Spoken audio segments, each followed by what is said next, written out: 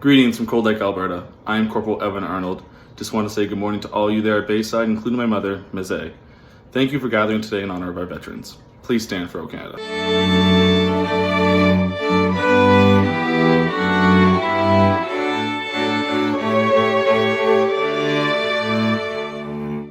Oh, Canada, our home and native land, true patriot love in all of us command. With glowing hearts we see thee rise, the true North Star and free. From far and wide, oh Canada, we stand on guard for thee. God keep our land glorious and free. Oh Canada, we stand on guard for thee. Oh Canada, we stand on guard for thee.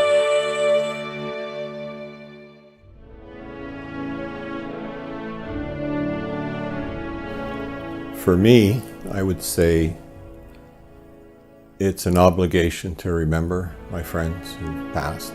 When I got back from Afghanistan, Remembrance Day was really hard for me. I always think back to the guys that I went to school with that aren't with us anymore. My squadron lost 83 bombers.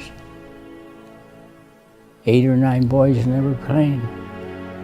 To keep their memories ready, to keep their memories alive, to keep their memories with us, we have to remember them. Knowing the sacrifices that some of my soldiers have made, the ultimate sacrifice in some cases. Remembrance Day it brings it all together for us. Remembrance Day for me is probably the most important day of the year. Many things. Everything. When I went to Afghanistan, going out the gate the first time, I was like, this is it. Our death toll for the police was around 70 to 100 police officers a month. They're gone. And I'm here. One of the lucky ones. I rushed in to pick him up, and I stepped on a landmine and I went up. These 5 Afghan women had walked by. They unveiled their faces and they walked by and they waved. Them doing that really showed us that we were doing our job and that they didn't have any fear of the Taliban.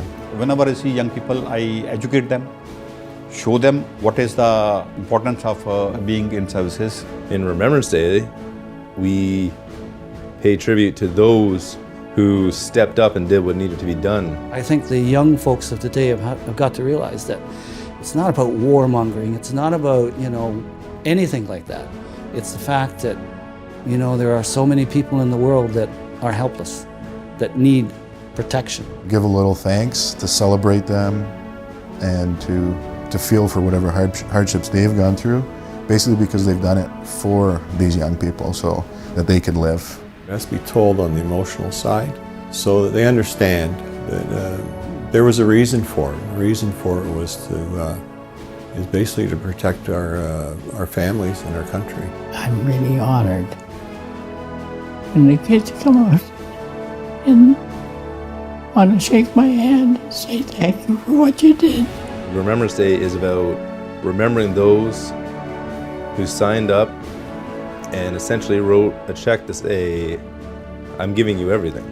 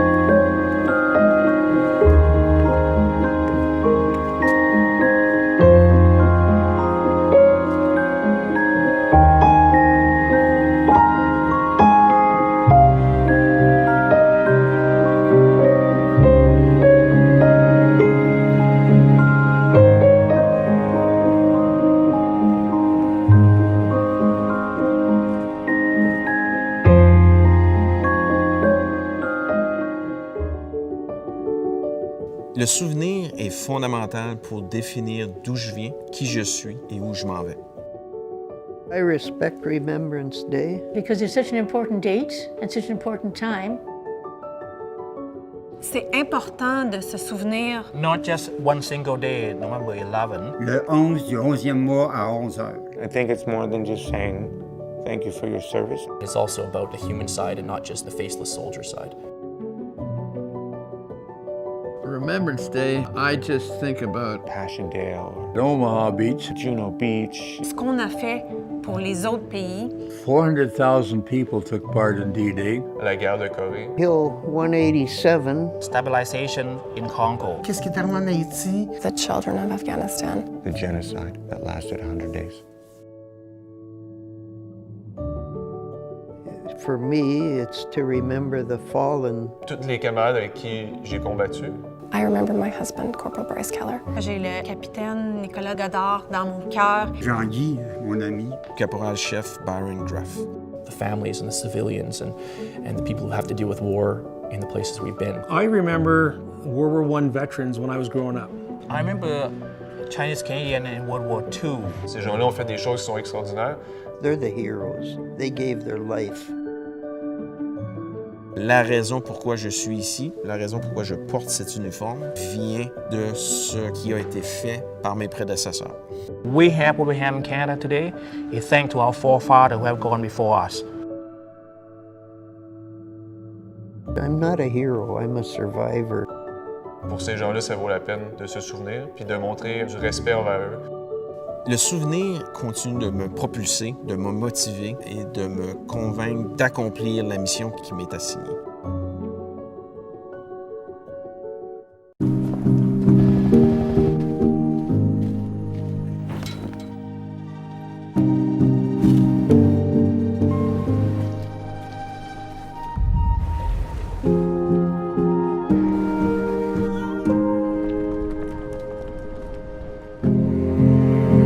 November 11th, the most unforgettable day of the year. A message from the Government of Canada.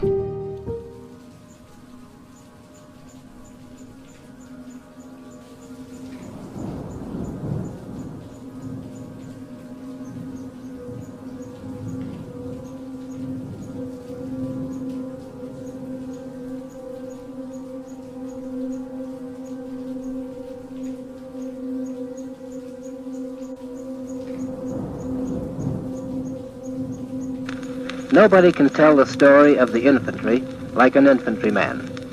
Here is an infantry regiment captain, Athol Stewart, who was wounded near Boulogne. He speaks of one phase of the infantryman's life, the slit trench. Captain Stewart. I have been asked to do this broadcast because, I am told, the people at home want to know, what is it like?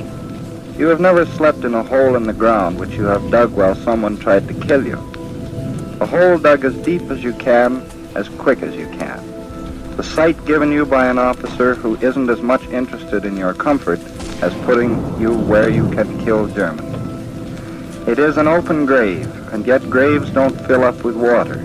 They don't harbor wasps or mosquitoes, and you don't feel the cold, clammy wet that goes into your marrow.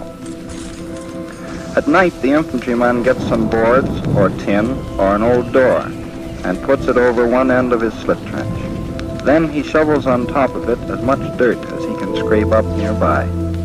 He sleeps with his head under this, not to keep out the rain, but to protect his head and chest from airburst. Did I say sleeps? Let us say collapses. You see, the infantryman must be awake for one half the night. The reason is that one half of the troops are on watch, and the other half are resting, washing, shaving, writing letters, eating, or cleaning weapons. That is, if he is not being shot at, shelled, mortared, or counterattacked, or if he is not too exhausted to do it. When he is mortared or shelled, he is deathly afraid, and in the daytime he chain smokes, curses, or prays. All of this lying on his belly with his hands under his chest to lessen the pains of the blast. If the enemy are coming, the soldier has to stay above ground and does not notice the shelling much. He is too busy trying to keep the enemy away. On night watch, the infantryman squats or kneels in his trench and peers about him looking for German patrols. He cannot smoke. He daren't move much, because if he makes a noise, the next section may open up on him. Every sound makes his belly jump to his mouth. His rifle lies on top of the ground. He keeps one hand on the butt. A trench is dug just wide enough for the shoulders, as long as the body, and as deep as there is time. It may be occupied for 2 hours or 2 weeks. The next time you are near some muddy fields after a rain, take a look in a ditch. That is where your man lives.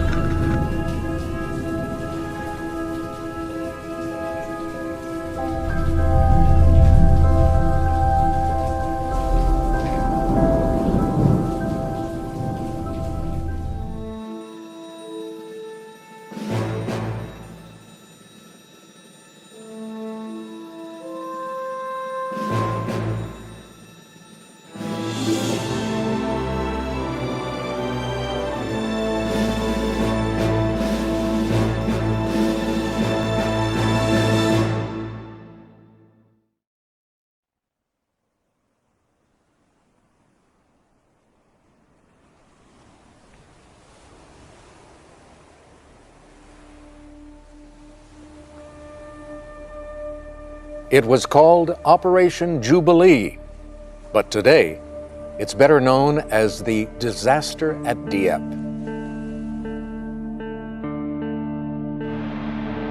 Britain's raid on the German-held coast of France in the Second World War was supposed to test Hitler's Fortress Europe.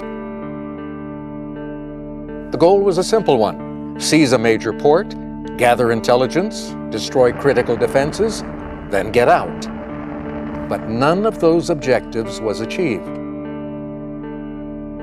Dieppe was meticulously planned, but was so flawed that failure was inevitable. On the morning of August 19, 1942, more than 200 Allied ships and landing craft closed in on the port city and the beaches east and west of Dieppe. The beaches were codenamed Green, Red, White, and Blue. From the air, Royal Air Force fighters strafed German machine gun positions dug into the cliffs over the stony beaches and engaged Luftwaffe pilots in dogfights overhead. From the English Channel, British warships bombarded the shore, clearing coastal defenses and providing a smokescreen for the attack. 6,000 troops stormed the beaches. More than 80% of them were Canadian. But from the cliff tops, the enemy could see the full length of each beach and every soldier and tank crossing it. At Blue Beach, east of Dieppe, the Royal Regiment and the Black Watch were quickly pinned against a seawall in a hail of enemy fire. Mortars and shells dropped all around them. On Green Beach to the west, the raiders had to cross a river on a single bridge, which the Germans defended viciously. On Red and White Beach at Dieppe itself, many of the Canadian tanks stalled in the small round beach stones that jammed in their tracks, and so, trapped on the beach, soldiers were caught in a deadly crossfire from the German machine guns. Realizing the raid was doomed, British commanders ordered the surviving troops to evacuate from the beaches. As you can imagine, the exit was chaotic. Dead and wounded were everywhere. Many more were shot or drowned as they tried to escape to their landing craft waiting offshore. Now, at first, newspapers back home in Canada reported Dieppe as a great victory. Every objective is achieved on 9-hour foray into France, proclaimed the Toronto Daily Star. But once the names of the dead and wounded became known to the public, shock was felt across the entire nation. In all, Canadian casualties totaled 3,367, including 907 dead and 1,874 men captured.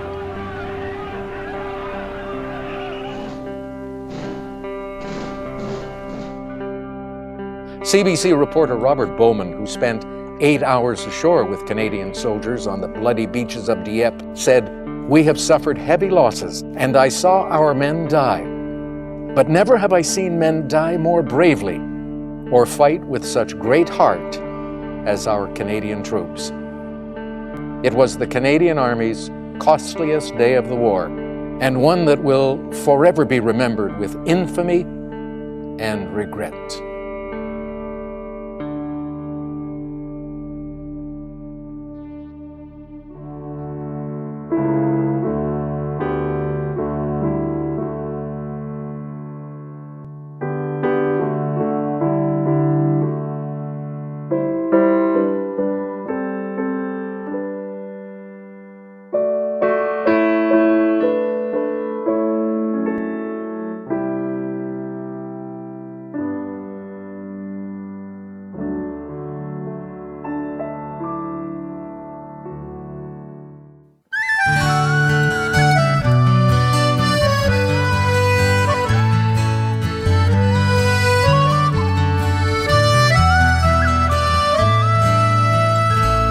They fought and some died for their homeland.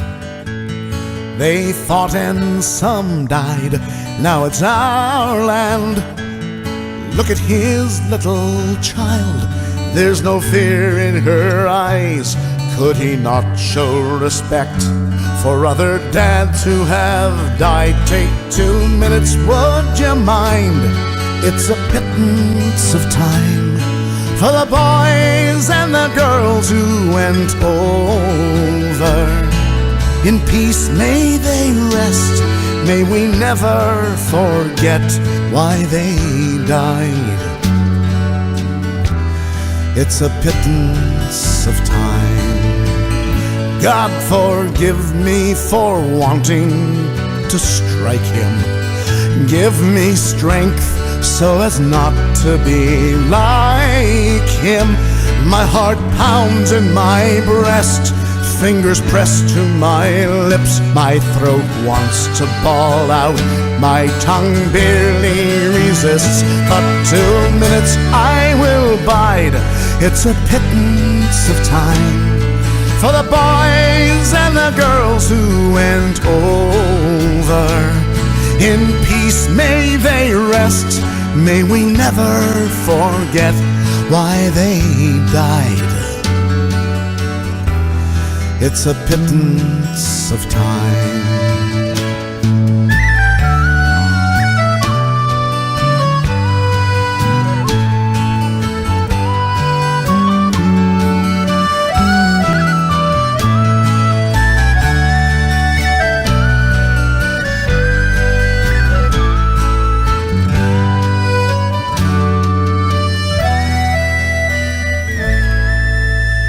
Read the letters and poems of the heroes at home. They have casualties, battles, and fears of their own. There's a price to be paid if you go, if you stay. Freedom's fought for and won in numerous ways. Take 2 minutes, would you mind?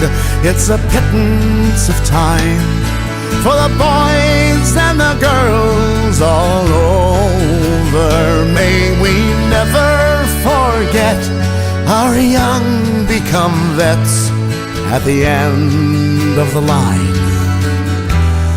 It's a pittance of time. It takes courage to fight in your own war. It takes courage to fight someone else's war.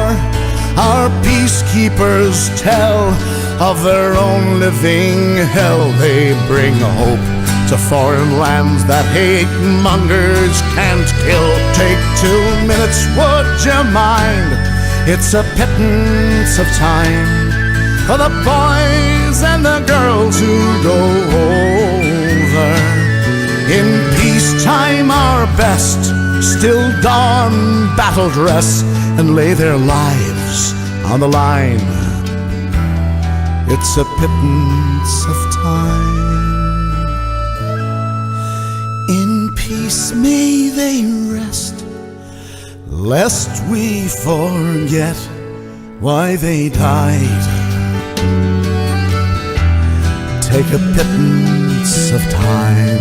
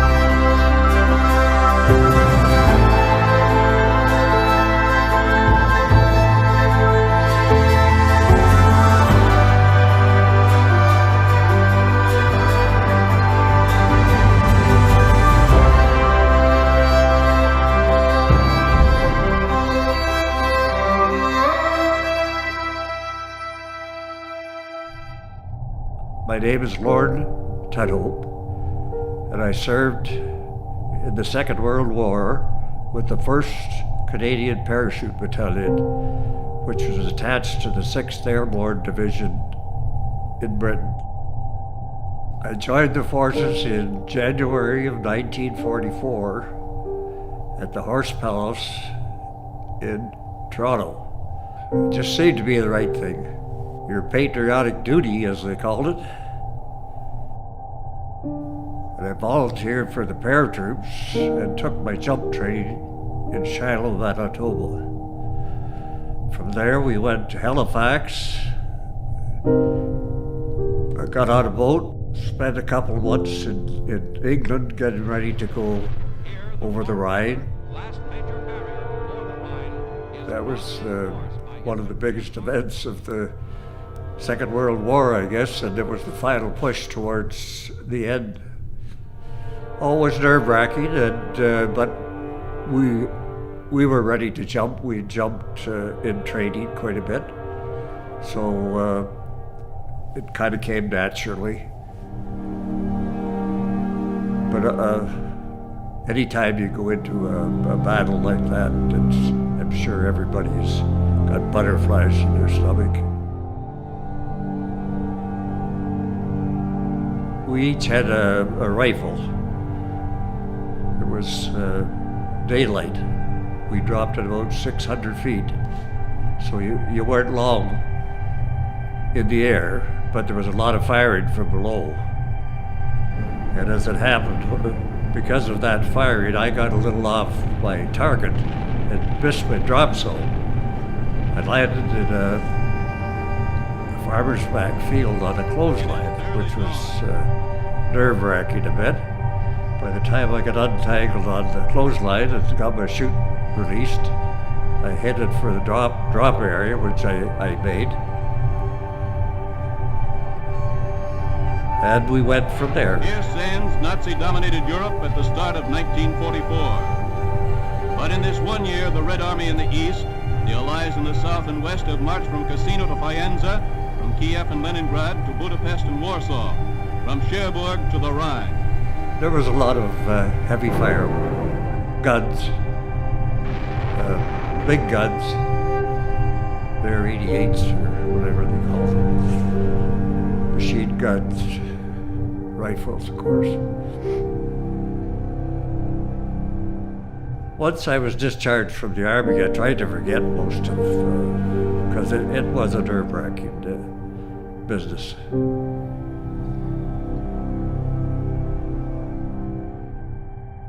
Remembrance Day is important not only for us, but for the younger generation, I believe, to let them know some of the things that happened, or try and remember the things that happened during the wars. Very important for them, and of course, very important for us too, because we don't really want to remember, but we have to remember those people that gave up their lives so that we're a free country. And it means a lot. It should mean a lot to everybody.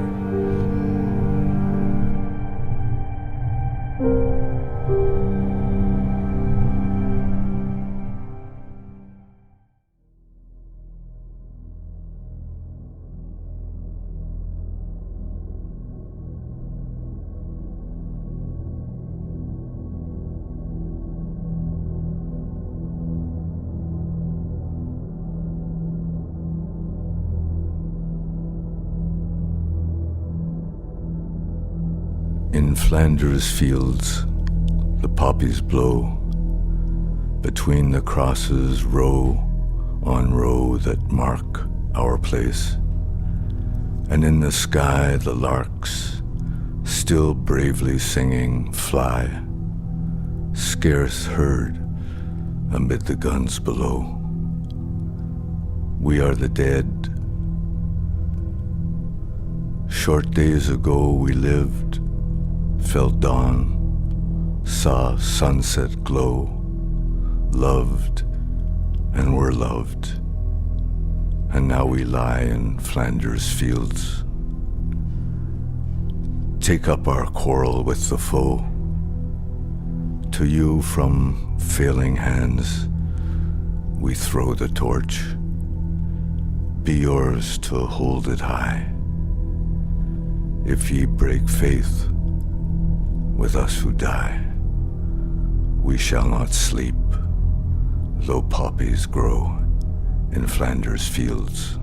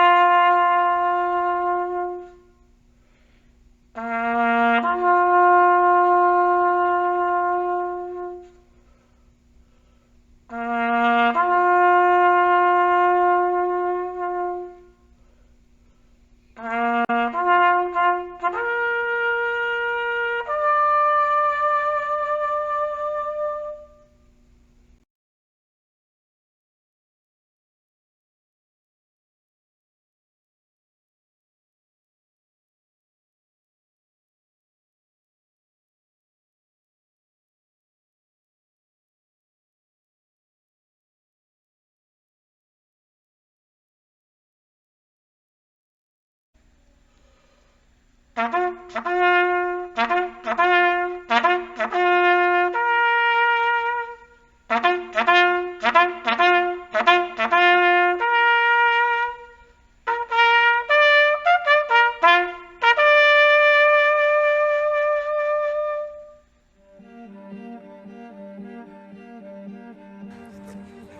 life in the Canadian Armed Forces, Canada's military, means a lot of different things to different people who wear the uniform. For some people, it's a way to honor those who came before, carrying the torch from generation to generation. For others, it's a chance at adventure, a way to see the world and do things that you don't get to do in any other job. But all of us, everyone who serves our country, have one thing in common. We all want to make a difference. As Canadian Armed Forces members, we're responsible for safeguarding Canada and the people who call this country home, and supporting our allies in good times and bad. Sometimes this means helping out after natural disasters, like big floods and forest fires. Other times it means training with our allies and partners in different countries all across the world. And sometimes when people we care about are under threat, we have to go to war to keep them safe. It can be a difficult and dangerous job, especially during wartime. But the drive to do good in the world keeps us going, even in the darkest of moments. Veterans Week is a time to recognize the current and former Canadian Armed Forces members who selflessly devoted their lives to making the world a better place. This includes those who sacrificed so much, fighting in 2 world wars, in Korea, in Afghanistan, and in countless other dangerous missions here at home and across the globe. One way we can honor them is by sharing their stories and learning about their challenges and triumphs. So today, we would like to do just that. The first story we want to tell you about is the Battle of Vimy Ridge. The Battle of Vimy Ridge took place in northern France in April of 1917, 105 years ago during the First World War. When the war first broke out in 1914, many Canadians joined the fight. This was one of the first times that people from all across the country had come together on the battlefield. And one of the first times the world learned about the strength, resourcefulness, and resilience of Canadian soldiers. In 1922, the French government gave Vimy Ridge and the land surrounding it to Canada. The Vimy Memorial, unveiled in 1936, still stands to this day to honor the 11,285 Canadian soldiers killed in France who have no known graves. The brief yet devastating Dieppe raid during the Second World War is another sobering reminder of the cost of war. Just 25 years after the Battle of Vimy Ridge, Canadian soldiers were tasked with capturing the enemy-occupied port of Dieppe in France. The Canadian raid on Dieppe on August 19, 1942 resulted in nearly 70% of these soldiers being wounded, taken prisoner, or killed. It was Canada's worst single-day loss in the Second World War. These are stories of bravery and determination, stories that inspire us. They also remind us of the terrible cost of war. It's important to remember and honor those who sacrificed so much to build a safer world for Canadians and for people across the globe. So much of Canada's military history is defined by the incredible acts of bravery carried out across 2 world wars, in Korea, and most recently, in Afghanistan. But CAF members and veterans have done, and continue to do, so much more to keep us safe. When natural disasters strike here at home, CAF members are called to the scene. 25 years ago, in April 1997, the province of Manitoba experienced a once-in-a-century flood from snow melting into the Red River. CAF members from all across the country were called in to help fill sandbags, track flooding, and take care of the 25,000 people who had to leave their homes. Over the next month, 8,000 CAF members would help out before the floods finally stopped. Thanks in no small part to their hard work, everyone affected by the flooding survived. CAF members would be called upon once again just a few months later as the ice storm of 1998 hit Ontario, Quebec, and New Brunswick. This was an even larger mission, the biggest CAF deployment ever at home, with over 16,000 members helping those in need who were without heat and electricity during those deep winter months. These days, as a result of climate change, we're seeing Canadian Armed Forces called in to help with more and more situations like these. Like late last year in British Columbia, when severe flooding threatened people's safety and livelihood. or at the height of the COVID-19 pandemic when thousands of Canadian Armed Forces members helped to take care of vulnerable Canadians, like people in long-term care homes or living in remote communities. The work we do these days doesn't just stop at Canada's borders. At any given time, there are Canadian Armed Forces members working all across the globe to make Canada and the world a safer place to live. For example, in the lead-up to the war in Ukraine, Canadian Armed Forces members helped train Ukraine's security forces so they were ready to defend their country. Over the 7 years we trained with them, we both learned a lot of important skills from each other. We also train with militaries from other countries across Europe, like in Latvia, to become stronger and to show that we'll always be there for our friends in good times and bad. We work with the United States to stop the flow of illegal drugs across North and South America. And when needed, we deploy to help people living in dangerous conditions, like in Mali, where CAF members supported the UN peacekeeping mission following a violent uprising in that country. Or when we returned to Afghanistan last year to help people escape after their democratically elected government fell. A life in uniform is different for every Canadian Armed Forces member. We do so many different jobs, from helping to disarm explosives, to conducting search and rescue missions, to taking care of the sick, wounded, or vulnerable. And we do this on land, at sea, or in the air, as members of the Army, Navy, or Air Force. But we're all united by one common purpose, the desire to help others and to make sure that everyone can live in a world where they are safe and free. It really makes me proud to know I'm making a difference. And I'm so grateful every time someone says how much they appreciate the work that CAF members do, or shares their profound respect for our veterans and those who sacrifice so much to make our country what it is today. Thank you.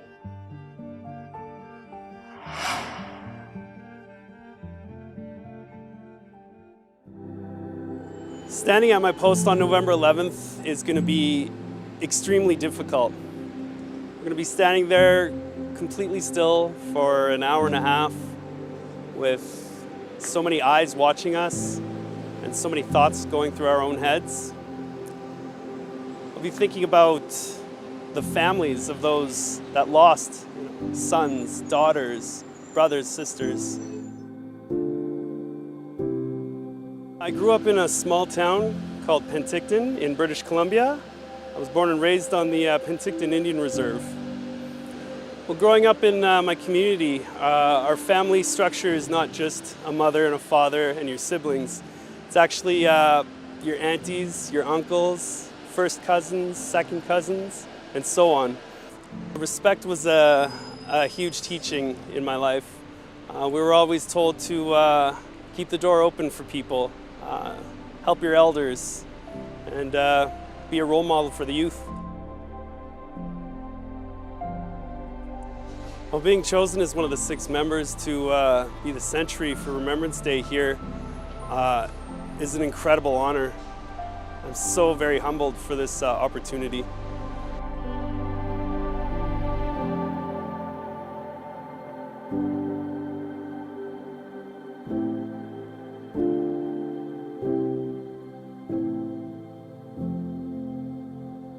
I got multiple phone calls, multiple texts from all my family, just expressing how proud they were of me. I put a lot into doing everything every day to my best. We do spend a lot of time rehearsing all the drill movements over and over and over again. My hair is it's a representation of my heritage and the past, the ancestors. So I respect it, just like they respected it. So braiding it every morning, I ensure that I'm braiding it with a good heart. I'm not angry, I'm not upset, I'm not worried about anything. I just braid it with a clear mind.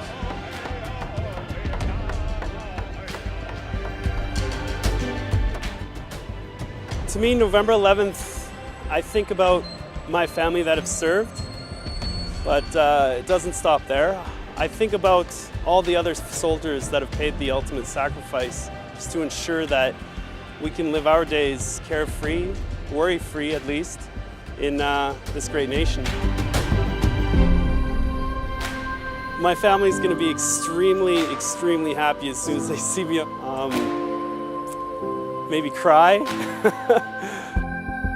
This is a high point in my career. I've never been a part of something to this magnitude. So being able to see their son, their brother, a part of something so big, it's going to be very overwhelming.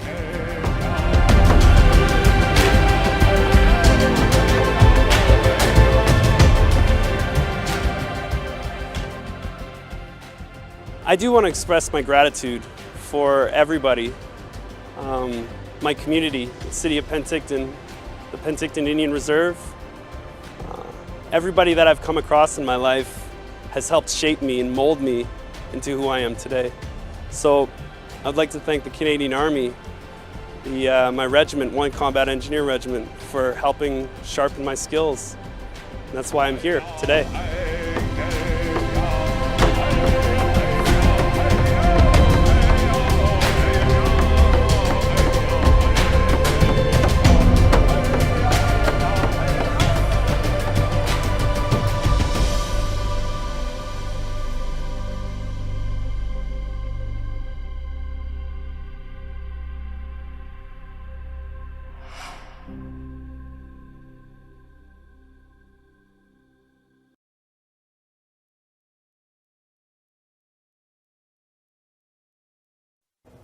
Everyone has their own way of remembering those who have been lost in war and conflict. And every Remembrance Day, one mother is awarded the Silver Cross. It is a heavy burden. She represents all the mothers and families whose children went off on a Canadian military mission and never came home. This year, it's Candy Greff from Lacombe, Alberta. Her son, Master Corporal Byron Greff, was the last Canadian soldier to die in Afghanistan. He wore his Canadian military uniform with such pride, his mother Candy tells me. Now it's one of the few tangible ways she has left to remember her son, Byron. I want to hold my head up high, walk tall, because that's what Byron would do, and that's what he would want me to do. Mom, be proud, and I am. He was her eldest child, good at hockey, mischievous, and goal-oriented. He was determined and funny. We all miss that laugh. As a teenager, Byron signed up for cadets, though the family had no history of serving in the military. And then along came grade 12, and he said, I would like to join the military. But did you think immediately that might mean he would be deployed at some stage in his life? It did cross my mind. It did. And then I just trusted that the military would train him. And they did. They trained him very well. His first mission to Afghanistan was in 2007. It was a dangerous time. Oh my goodness, yes. That phone would ring, or I would see the news and I would see something had happened, and your stomach just turns. And you think, please, please. Byron made it home from that mission. By then, he was a dad. He doted on his young son, Keller, got married to the boy's mother, Lindsay, and in October of 2011 made sure he was home for the birth of their daughter, Brielle. This is the only photo they have of the three of them. 2 weeks later, what Byron's mother feared happened. Now, heavy black smoke could be seen from most of the city. The armored NATO bus he was on was hit by a suicide car bomb packed with 700 kilos of explosives. He was one of 17 people killed. He wasn't even in active combat then. He was training Afghan soldiers. That whole period must be a blur. It is. Yeah. I think a person stays in shock. And sometimes when I think about it, I feel like I'm back in shock again. 11 years have passed since his casket came home. Byron is now buried in a cemetery in the town where he grew up, near a memorial to all the 158 Canadian soldiers who died in Afghanistan.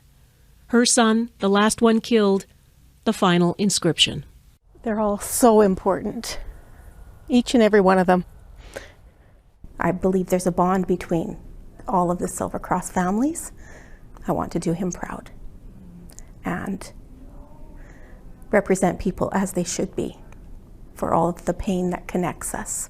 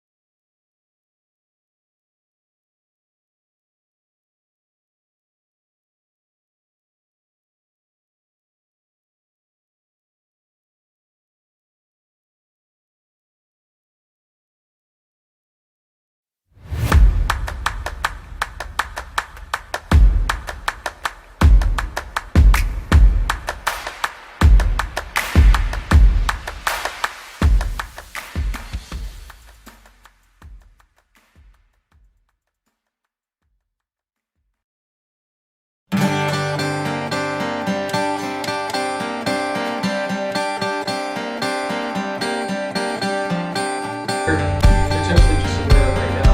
Some of those are strategic. Exchanging any air.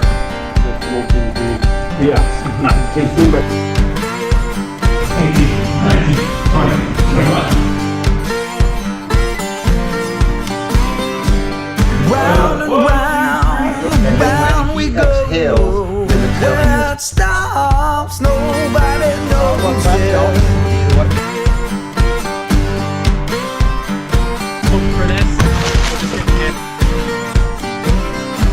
Side to side, baby, back and forth.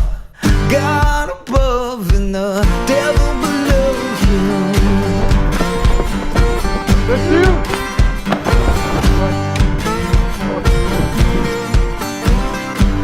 You got your reasons, I got my wants.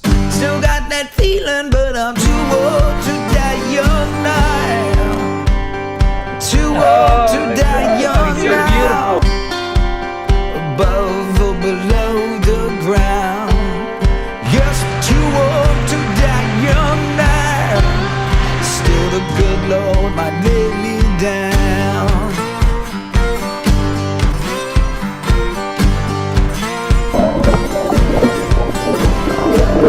Round and round, round we go.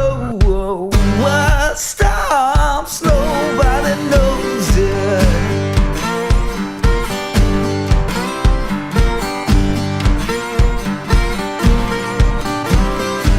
Side to side, baby, down in the hole. God above and the devil below him.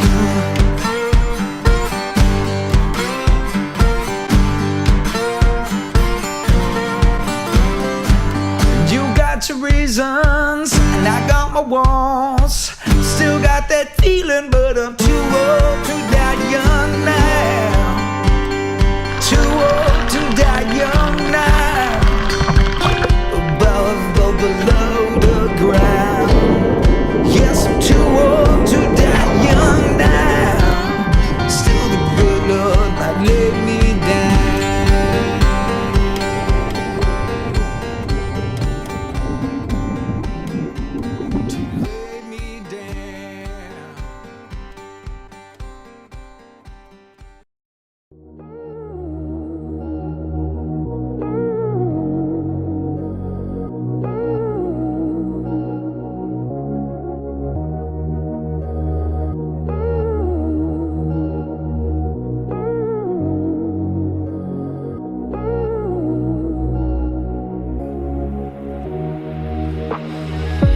In my words, I've made a turn and finally learned that being burned, it kinda hurts. Sometimes it's worse than what you think it is.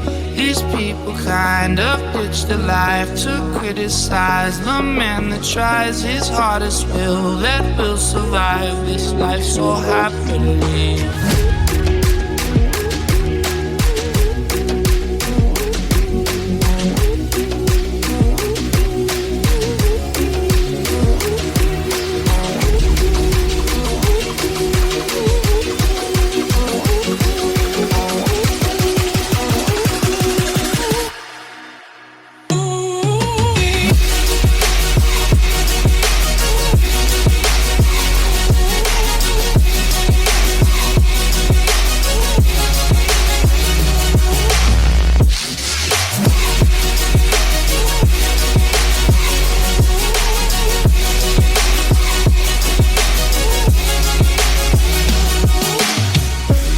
Anybody here just need to wake up.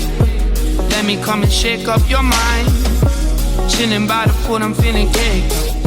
Stevie Aoki gave me that shine. I don't know why you've been looking sad.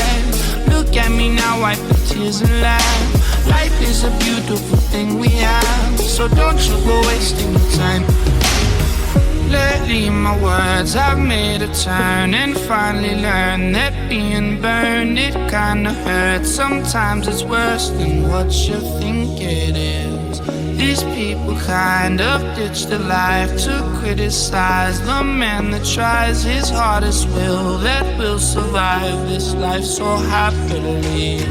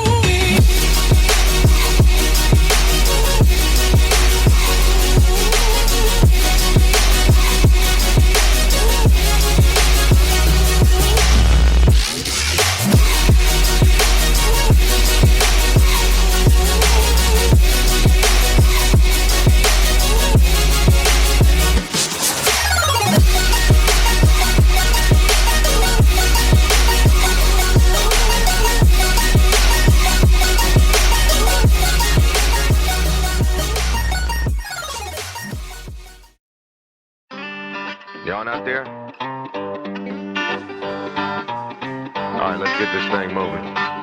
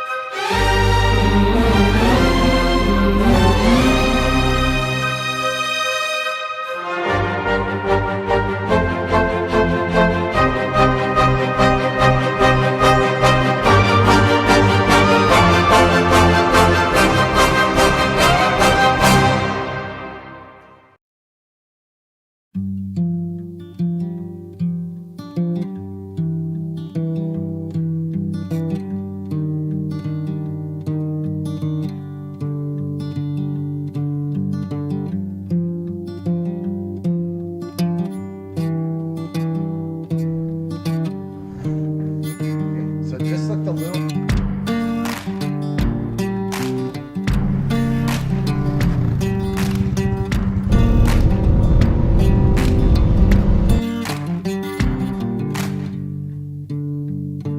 Sunshine beating on the good times, moonlight racing from the grave, string band playing more of that honky tonks, pretty young thing going dancing in the rain.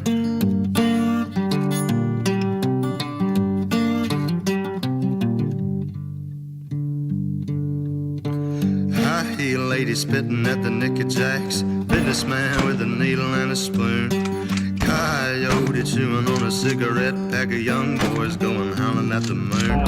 Hey darling, sleeping on the blacktop. Hey darling, running through the trees, honey. Hey darling, leaving for the next town. Lesson my set sketches up with me.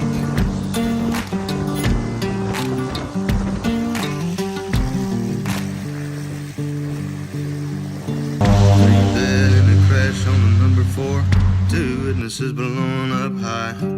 Not sure whose will be done. You can call me a sinner for wondering why. Hey darling, sleeping on the blacktop. Hey darling, running through the trees, honey. Hey darling, leaving for the next town. Lesson my set sketches up with me.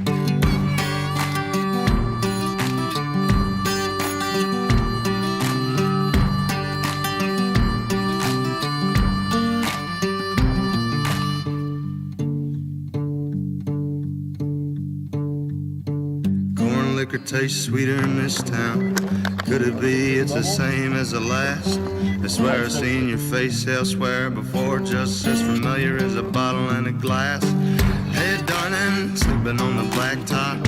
Hey darling, running through the trees, honey. Hey darling, leaving for the next town. Lesson my set sketches up with me. Hey darling, sleeping on the blacktop. Hey darling, running through the trees, honey. Hey darling, leaving for the next town. Lesson my set sketches up with me.